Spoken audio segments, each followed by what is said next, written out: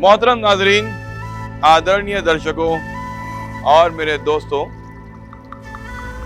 मेरा आदाब, मेरा सलाम, मेरा नमस्कार। मैं हुसैन ज़ैदी, आपका सेवक और एक अदना सा राइटर, एक बार फिर से आपके एंटरटेनमेंट के लिए यहाँ मौजूद हूँ। लॉकडाउन में बहुत समय यार, आदमी कितना लिखेगा और लिख लिख के आदमी कितना काम करेगा और कितनी किताबें लिखेगा, कुछ करने का है नहीं। एक कमरे में आदमी बंद होके कैदियों जैसी ज़िंदगी जी रहा है। ये अलग बात है कि मैं फिर भी बाहर निकलता रहता हूँ और कुछ ना कुछ करता रहता हूँ। सो जब इसी ज़माने में बाहर निकल रहा था, एक बहुत बढ़िया कहानी मेरे हाथ लगी और मुझे लगा कि मैं इस कहानी को आपसे शेयर किए बगैर नहीं रह सकता हूँ। आपको पता है कि ऐसे बहुत से लोग थे जो अपने ज़माने में उन्होंने जुर्म की ज़िंदगी गुजारी। जुर्म के अंदर अपनी ज़िंदगी गुजारने के बाद में वो काफ़ी अरसा वहाँ गुजारने के बाद जब वो एक बहुत मजबूत, एक बहुत ही रिजिड ऑपरेटिव हो गए अंडरवर्ल्ड के, उस वक्त उनको लगा कि हमने ज़िंदगी में अपने अंदर जो है अब बदलाव लाना चाहिए। हम सब जानते हैं वाल्मीकि की कहानी को, हम सब जानते हैं कि किस तरह से एक पापी शख्स जो है उसने जो है ज़िंदगी में अपने अंदर एक चेंज लाया और उसने समाज सुधार करना शुरू कर दिया। ऐसी एक शख्स की कहानी है जो मैं आज आपके सामने पेश कर रहा हूँ। जी हाँ, हसन पटेल दाऊद इब्राहिम के साथ स्मगलिंग का काम किया करते थे। उसके बाद हसीना परकार के बहुत ही वफादार सेवक रहे वो, और यहाँ तक कि उन्होंने कभी कभार पुलिस वालों से भी जो है बहुत बदतमीज़ी से और बहुत तैश से पेश आ गए। और फिर उन्होंने इकबाल कास्कर, जो दाऊद इब्राहिम के भाई बॉम्बे में एक अपना अलग ही बिज़नेस चला रहे थे, उनके साथ भी काम किया। हसन पटेल अपने आप में कद में बहुत ही छोटे हैं, लेकिन उसके बाद भी उनके कारनामे काफ़ी बड़े बड़े हैं। तो हमने सोचा क्यों ना हसन पटेल साहब से जो है वो बातचीत की जाए और उनसे डिस्कशन किया जाए और उनकी जो है गुजरी ज़िंदगी के मालूम किया जाए।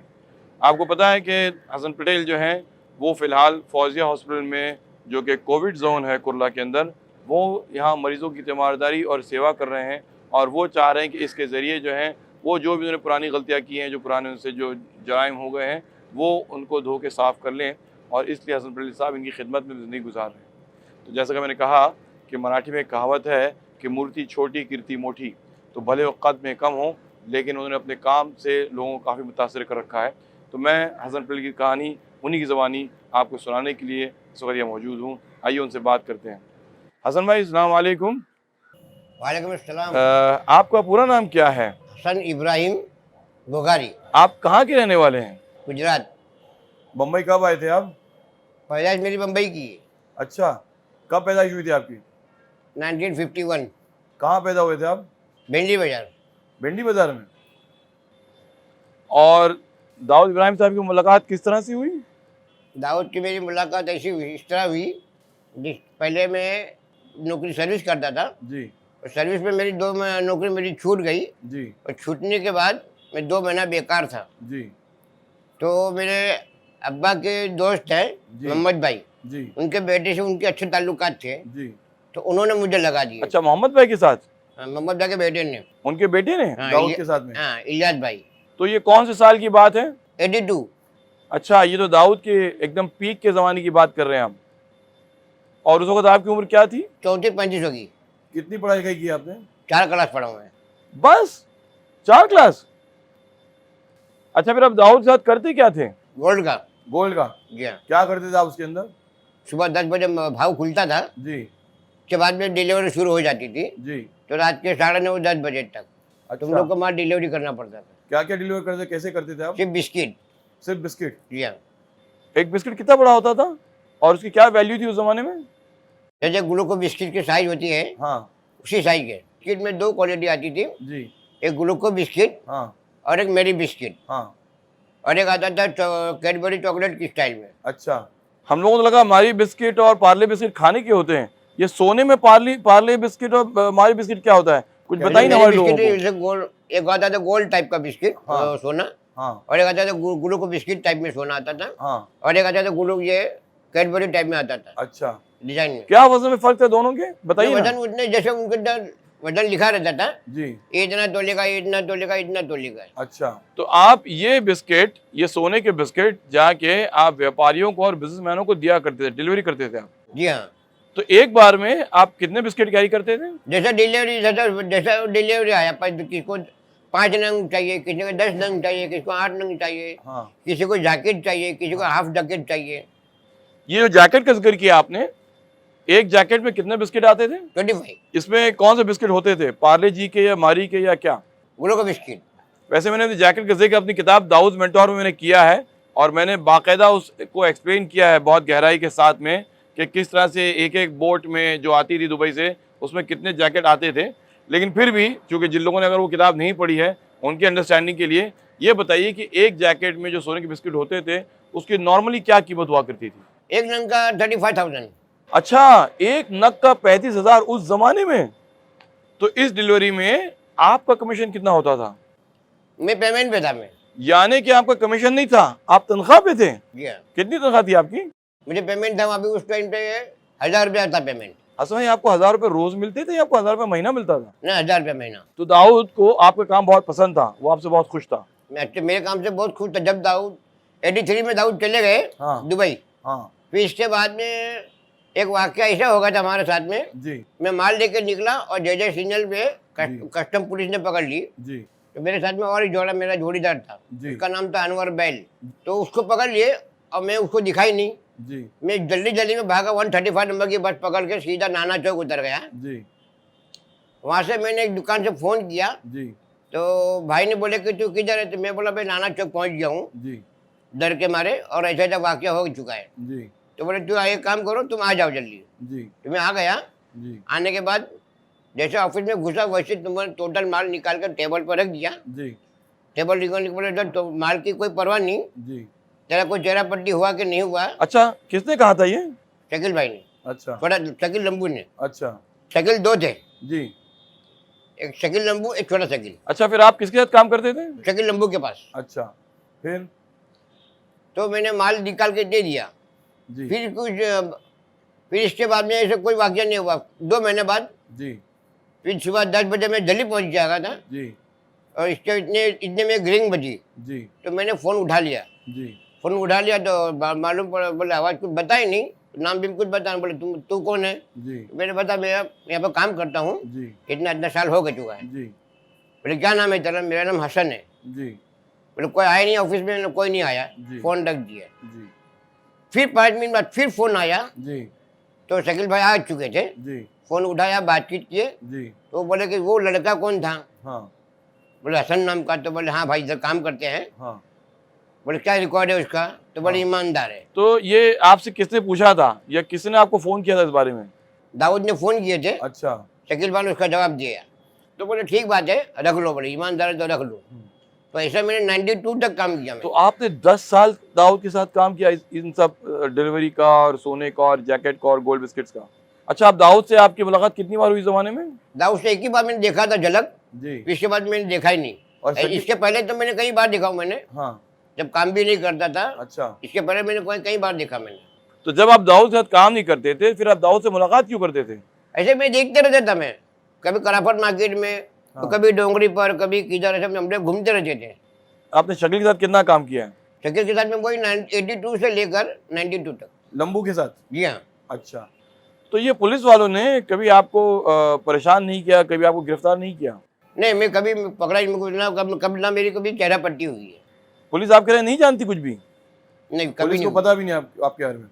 फिर क्या 92 के बाद छोड़ दिया आपने ये काम? फिर 92 के बाद मैं बेकार हो गया था। हाँ।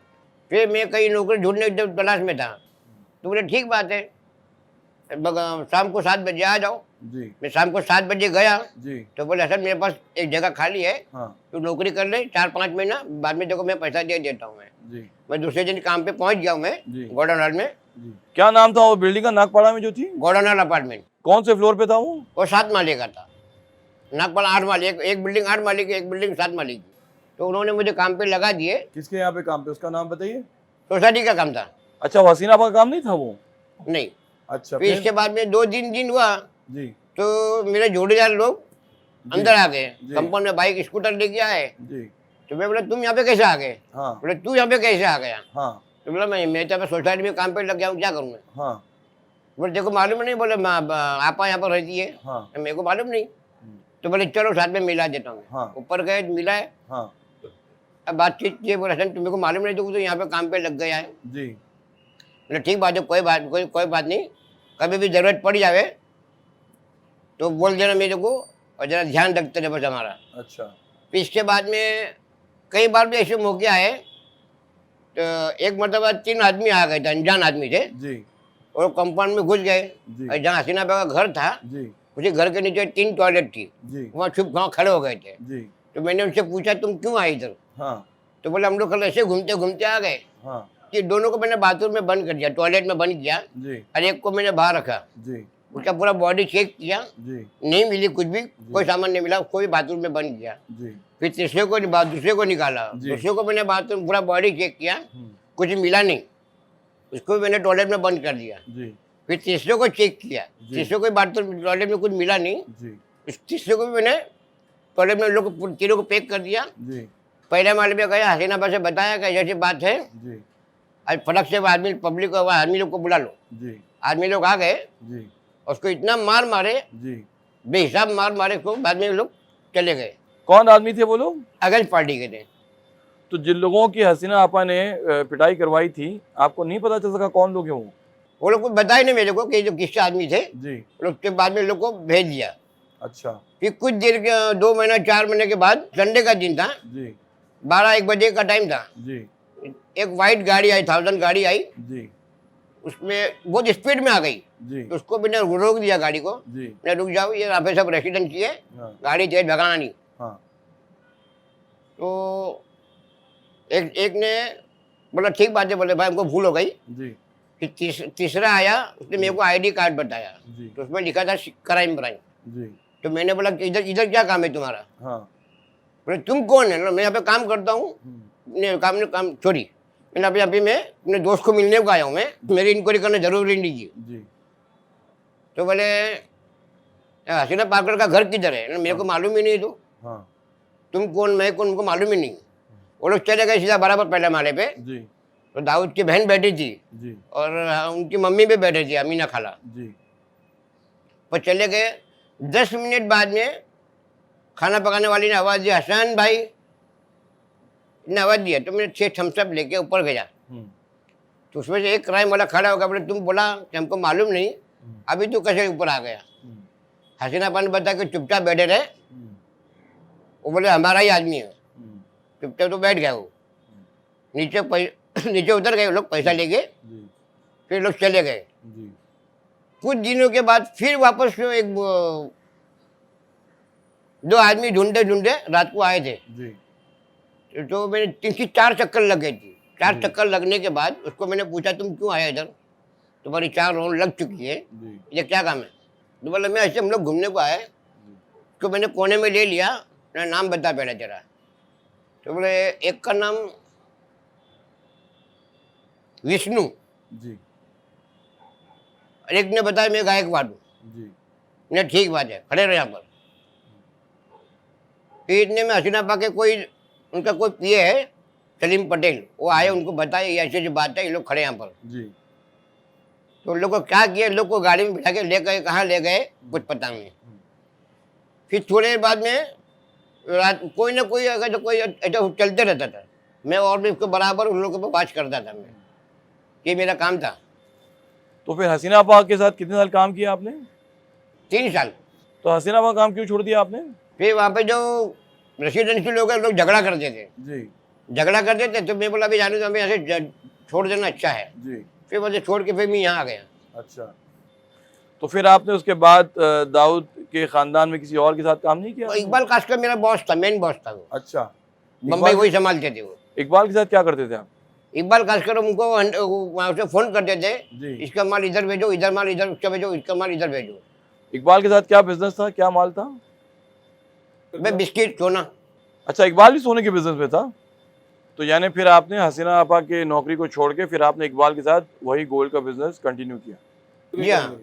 ये बाद में वो लफड़ा हुआ, कुछ गोली कुछ मगजमारी हुई, तो मैंने छोड़ दिया काम, हमेशा के लिए छोड़ दिया। तो हसन भाई ये किस साल की बात है? ये 92 में लोग ने जे में कांड किए थे के बाद छोड़ दिया मैंने। उसके बाद आपने काम छोड़ दिया, फिर हसीना आपा के साथ आपने वापस काम किया आपने? जी हाँ, 3 साल वहाँ काम किया, फिर उसका 93, 94, 95। फिर इकबाल कास्कर और फिर 95 के बाद फिर आपने काम किया इकबाल के साथ? मैं शायद 1 साल था, बस ज़्यादा नहीं। और फिर आपने उसके बाद वो भी छोड़ दिया। तो फिर ये फौजी हॉस्पिटल कब आए आप? मैं यहाँ पे आया 95 में। उसके बाद से आपने अंडरवर्ल्ड से कोई कनेक्शन नहीं रखा अपना? फिर इसके बाद में कोई अंडरवर्ल्ड कोई कनेक्शन नहीं, इतना था कि मेरा मिलना जुलना चलते रह जाता। आप यहाँ क्या करते हैं? यहाँ पे मैं काम करता हूँ, एल वार्ड में जाना, सर्टिफिकेट का रिपोर्ट देने का, डेथ सर्टिफिकेट रिपोर्ट देने का, डेंगू रिपोर्ट है, मलेरिया रिपोर्ट है, और कुछ काम है वो कर लेता हूँ मैं। कभी आपने जिंदगी में वेपन का इस्तेमाल किया है? हथियार तो मैं चलाया हूँ। कौन सी वेपन चलाई है? Gun, revolver, pistol? रिवॉल्वर। और किस पे फायर किया था आपने? मैं चला हूँ किसी और ने ऐसी आ पड़ी थी, जान के ऊपर आ पड़ी थी, उसको हम लोग ने हवा फायरिंग किए थे। ये तो बहुत इंटरेस्टिंग कहानी, जरा बताइए ना, किस वक्त की बात है, कैसे हुआ था ये? लाल बाग पे हम लोग माल देने गए थे जी और माल देने के बाद में जी पैसे लिए जी और सीढ़ी हम लोग उतर रहे थे, जी तो 1-2 लड़के थे, उन्होंने पैसे छीन लिए थे जी मेरे जोड़ीदार के पास से। जी तो पैसे छीन के लोग भागने वाले थे, जी इतने में मैंने कमर में से निकाल के जी। हवा फायरिंग किया था। अच्छा तो पब्लिक जम खड़ी हो गई थी जी। और हम लोग फटक से हम लोग निकल गए थे। तो वो लड़कों को कभी गिरफ्तार नहीं किया जा सका जिन्होंने माल लेके फरार पकड़े गए थे, किया? हाँ। और शाखा प्रमुख के शिवसेना वाले ही थे, अच्छा। पकड़े गए थे। इसके बाद कभी आपने फिर कभी हथियार चलाया था? फिर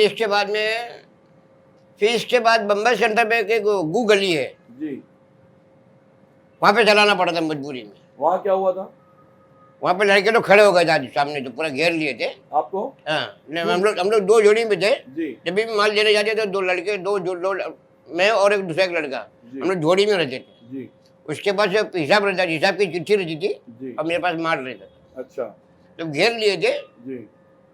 जब भी माल तो व्यापारी को नहीं दिए, लेकिन हवा फायरिंग करके हम लोग को वापस फिर जाना पड़ा। कभी आपने किसी को अपने हाथों से मारपीट नहीं किया आपने? किसी को मारा नहीं हूँ। ऐसा कैसा मारा मैं, अभी कोई पैसा नहीं देता है, जी माल ले लेते, पैसा नहीं दिया, अभी कोई खास आदमी पैसा नहीं दे रहा है, तो हम लोग उसके घर पे जाकर उसको उठा लेते थे। जी उठाने के बाद में हम लोग बीआईडी चार्ज में ले जाते थे, जी रूम के अंदर बंद करते थे जी और उसको नंगा करके कमर के अंदर, या चमड़ी पतली होती है, जी। वो हम लोग नगारा बजाते थे, स्लीपर चप्पल, ये सब किया। जाने खून निकलना मुद्दा बस। और ऐसा कितने लोगों के साथ किया आपने? बहुत बार किया। कभी शादी हुई है आपकी? कितने बच्चे हैं आपके? बच्चे नहीं है, शादी भी नहीं किए हूँ। हसन भाई, आपने शादी भी नहीं की? या आप इसको सीक्रेट रखना चाहते हैं ताकि कोई आपकी फैमिली को जाकर परेशान ना करे? नहीं किया। कभी आपको ये अपने छोटे कद का फायदा हुआ है? छोटी हाइट का फायदा तो बहुत हुआ है। कैसे हुआ बताइए, क्योंकि आमतौर से छोटा कद तो एक डिसएडवांटेज समझा जाता है। छोटी हाइट का फायदा, जब मैं मुमरा से बेनी बाजार में ही था और कुछ लफड़ा हो गया था, जी कुरान शरीफ के मामले में कुछ लफड़ा हो चुका था, जी और पब्लिक ने बस जलाना चालू कर दिए थे, जी। बस गाड़ी मोटर जलाना चालू कर दिए थे। जी। तो उस वक्त मैंने हवलदार को डंडे से पीटा था। इसके बाद में मैं नजर में नहीं आया। आप कह रहे हैं कि आपने हवलदार को डंडे से मारा और वो आपको देख भी नहीं पाया? ट्रेन में भी होता था, कभी पुलिस अंदर आ गई हाँ तो मैं सीधे फटक से बाहर निकल जाता था मैं, जी। या कभी और जगह पर कभी गया हूँ, मारा मारी हो गई, मैं फटक से बाहर निकल जाता, तो कोई जल्दी पहचानता नहीं था। अच्छा एक बात बताइए हसन भाई, कभी आपने किसी का मर्डर किया? जान से नहीं मारा। कभी आपने पाउडर का बिजनेस किया है, यानी ड्रग का? नहीं, कभी नहीं। कभी नहीं किया, या आप बताना नहीं चाह रहे हैं कि खाली बात खुल जाएगी? नहीं, कभी वो करेंगे, करने का भी नहीं है। अच्छा, ये आपने मारपीट कैसे सीख ली, कब सीखी आपने? हमारा भिंडी बाजार एरिया जो है वो ऐसे ही है, कैसे ही है? गुंडागिरी वाला एरिया। ऐसा क्या डोंगरे में कोई मारपीट का ट्रेनिंग सेंटर है क्या? नहीं, मारना सिखाते नहीं, बस देख लेते भाई, इसी तरह मारते हैं। तो वहाँ पे आपको डोंगरी में लोगों को मारपीट करता देखते कि आप भी मारना पीटना सीख गए? पहले हमारे मोहल्ले में रात को 3 बजे 4 बजे मालिश वाले आते थे। जी मालिश वाले बॉडी मसाज करते थे, जी और बॉडी मसाज करने के बाद में कोई बिल्डिंग में चढ़ जाते थे जी और चोरी करके नीचे उतर जाते थे, जी तो हम लोग पकड़ लेते थे। जी। पकड़ के जब कुछ देखते थे कि तू तो खाली बाटली लेके गया था, जी कपड़े का बोझा कहाँ से लेके आया, जी नहीं बोले भाई मैं तो धोबी हूँ, ऐसा हूँ। उसको पकड़ के हम लोग बैठाते थे, शर्ट निकाल मेरे को बोलते थे। जी। शर्ट निकालने के बाद उसको फिर हम लोग मारना चालू कर देते। कभी पुलिस ने आपको पकड़ के पुलिस स्टेशन में मारा पीटा? कभी आपने जेल के अंदर का हिस्सा देखा है? कभी पुलिस से मुझे कोई तकलीफ नहीं हुई। यानी आप एक सफेद पोश अपराधी हैं। लाकअप भी कभी नहीं गए हुए। जी और एक मतलब नागपाड़ा में गया था, जी तो वहाँ पे भी मैंने कंडक्टर को मारा था तमाचा। जी। तो जब भी मेरे को नागपाड़ा में 2-3 घंटा बिठाया था, फिर छोड़ दिया। पुलिस वालों में पहचान है आपकी जरा? हाँ शायद। कितने पुलिस वाले आपके दोस्त हैं? जब जब कुल्ला विनोबा भावे हैं, जी थोड़े बहुत हैं, 2-4 दूर पहचान वाले हैं, जी। वो लोग दोस्ती है। ये जो हम लोगों ने सुना है कि बॉम्ब ब्लास्ट के बाद में हिंदू गैंगस्टर्स और मुस्लिम गैंगस्टर्स के बीच बंटवारा हुआ था, क्या कभी ऐसा बंटवारा वाकई हुआ था, ये सिर्फ कहानियां हैं? बम ब्लास्ट का तो इतना नॉलेज नहीं था मुझे, तो मतलब क्या हिंदू मुसलमान फिर बढ़ गए थे, अलग अलग हो गए वो लोग? उसका तो कोई नॉलेज नहीं था, लेकिन जब बम ब्लास्ट हुआ जो जुम्मा के दिन, जी। उसमें मस्जिद में था मैं। अच्छा।